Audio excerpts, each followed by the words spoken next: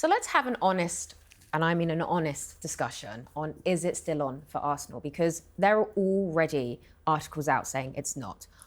I think we're still in the running, in my opinion. I really do think. I think we're still so early on in the season. Anything can happen. I know the figures are out there. I know the goals. I know the points are happening. But I still think we're in for a chance. I think for me, it's just about seeing performance. Because we're not playing well. We're not winning anything, right? So I think the performance turning the corner in Milan a little bit, into Milan, and then into obviously Chelsea. I can see the light again. I can see it. If we get our performance levels right and we get onto a run, then let's see what happens. I mean, we're still discovering who Liverpool are. I think they've got a lot of stability. But at the weekend, they lost trade for a while. We don't know how long that's going to be. A big factor for them has been Konate. I think he's really stepped up massively, and he stayed injury-free. But for those regular Konate watchers, he's never used to be able to play 3 games in a week, and he's now doing that. So he, just have to see what happens there when they lose stability. For us, I think we're still there. I think the most important thing is just to get our levels back. When our levels are back, everything takes care of everything. You haven't got to worry about anything else. Everyone has their frailties. Man City have quite an aging midfield at the moment. It's getting run through. We have instability and discipline problems, and we don't execute enough, and we don't score enough goals. That's the problems we have at the moment. But things change during the season. As the flow of the season goes on, I can see us coming back. Where that will end, I don't know. I almost don't care. Let Liverpool be the favourites. Let them carry the rucksack of favouritism on their back. Let them have a target on their back and see how they handle it. Now, I do think Liverpool as an institution are used to being at the top end of the game. They used to be in Champions League quarterfinals and semi-finals and finals. So they're not strangers to this moment. However, let's see how they go when the light shines on them and people start to assess how they're playing, and we'll see what happens then. I think there's an element, though, of a reluctance to shine the light as much on other teams. Though Arsenal, always you get that sense that the pressure's on us. 100%. That you feel like the emphasis... Why is that? Yeah, it is true, There needs to isn't be it? a university topic on this. Man City have Double lost... degrees in it. Man City have lost to Bournemouth and Brighton in this run. Arsenal drew with Brighton and lost with Bournemouth. I've not seen anywhere near the level of scrutiny from the wider, Gary Neville said we went to 10 men against both those teams. We should have beaten them. But I think sorry to cut you, No.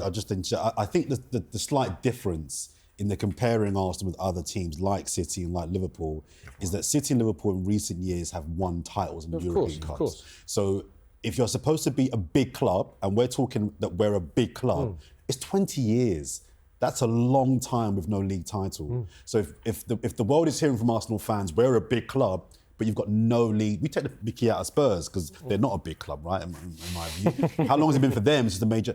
But if we're saying we're a big club and it's 20 years, I think there's a different level of scrutiny that will come on Arsenal, because if City drop the ball, if City lose a game, if City don't win the title, it's like, okay, that can happen, but they just won a treble a couple of years ago and 4 back-to-back titles.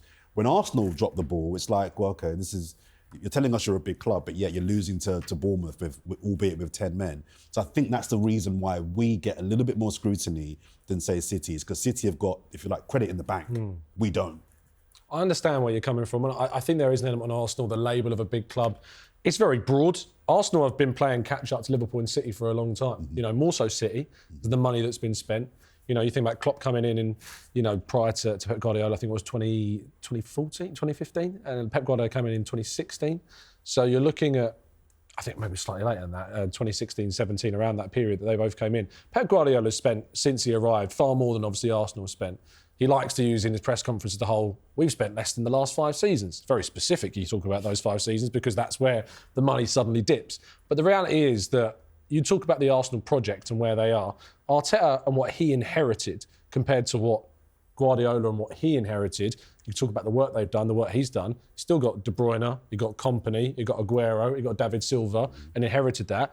Arteta inherited the best players in that team were young. Saka, as a teenager still. You think about Saliba, had to bring him into the team. Smith Rowe, of course, as well. And then you look at Liverpool and Arne Slot, and I can see the headlines already. If Liverpool were touch wood they won't, but if they were to go on and win the title, there'll be a lot of accusations towards Arsenal in the sense of new managers come in and taking Liverpool straight to the title. The reality is this Liverpool team has been competing for the title, as you pointed out, for many, many years up to this point. Top team. And he's inherited such a brilliant group of players, world-class stars. And this isn't taken away from Slot himself. He's still a good manager. What he did at Final was an excellent job, and he's coming into a setup which is ready-made for him. Whereas you look at Arteta and what he inherited, he had to take that forwards, cultivate into something that's his own with Edu, who now has left, and maybe we'll talk about that later, he's moving on, and that's going to be an interesting reality. But then you go back to this idea of Arsenal, a big club, where's the scrutiny at? I do feel like the scrutiny is on us more, but in the same way, I don't necessarily feel like that's fair in the same way, because the work we've had to do in these 5 years to get to where we are, and compare that to, say, City losing at Bournemouth, City losing at Brighton, there is a difference between the two. But hang on, but isn't there a false equivalence in that this is fifth season? We're not comparing Mikel Arteta coming in year one with Slot in year one. We're comparing Slot in year one, albeit with a great setup and a team ready to go, with a manager, Mikel Arteta, who's had 5 years to get his team. That's for me where I don't think... That's all it takes, though, to get that team. Agree, but in your fifth year, Yeah. you shouldn't be behind a manager, albeit who's come in with a great team ready to go. You shouldn't be, in my opinion, 9 points behind. Even with everything that's happened this season. Well, even with the red cards, the injuries. Well, the red cards, in my opinion, are self-inflicted. I think the red cards are red cards. So no one forced you to kick the ball away. Nobody forced you to drag, as it was Evan Nilsson down at Bournemouth. Those were things that we did, right? All right, the bad luck and other decisions may go up, we can bring up. But the point I'm making is that Liverpool have got the best goalkeeper in the world injured.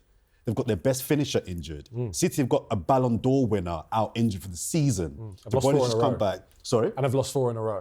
They have, but the point I'm making is that we all have injuries. So I don't think we can, whilst it's impacted us, of course it has. It's impacted City. They've had their issues as well. So I think we need to just kind of take accountability of what we're doing, and rather than thinking, oh, Slot's getting an easy run, look at the fact that he's had 5 years, Arteta, to get to this stage, and he's behind Slot. My only and first disagreement with Clive would be in that I don't think we're going to win the title this season. I think I look at it like an Olympic race, Olympic final, right? It's 200 metres, and we're a runner, and on the left you've got Usain Bolt, and on the right you've got Carl Lewis. We are 80 metres into the race, but we're behind. We're 30 metres behind Usain Bolt. You're not going to make that up. You're in the race, but you're not winning that race. And anyone that knows athletics knows that Bolt is traditionally a bad starter anyway. You've started poorly and you're behind him early. You're not going to catch him. So it's not me being negative and me writing off and saying we should just give up and let's pack our bags and go home. No, we still fight. We try and beat Forest, and then we try and beat West Ham, and then you try and put a run together. But for me, those that are saying, oh, it's November, how can you say the title race is over? For me, it's missing the point. The evidence and the numbers suggest that this isn't 15 years ago where you could lose 6 games, win a title. This is now where I don't think 90 points will be required, but mid-80s, you can't lose really more than 4 games this season, 5. We've lost 2 already. So between now and May, we'll probably lose 2 more, that's likely. Liverpool will drop points, but my fear is, can we make up those points? I'm not so sure. So whilst I still want us to win the title, we've got to fight on. I think my rational head says, look at the last few seasons. Can we put the kind of run together that's going to make up those 9 points? That's before you get to City, who are 5 points ahead. So I'm not trying to be negative. I'm just being realistic. I don't think Arsenal in May will lift the Premier League title, unfortunately, because of, we can all hope and say, yeah, we believe, but hope, we can all hope. But the actual analysis I think we need to be applying is looking at previous years. Do we really think we can make up that difference and really eat into that lead? I fear not.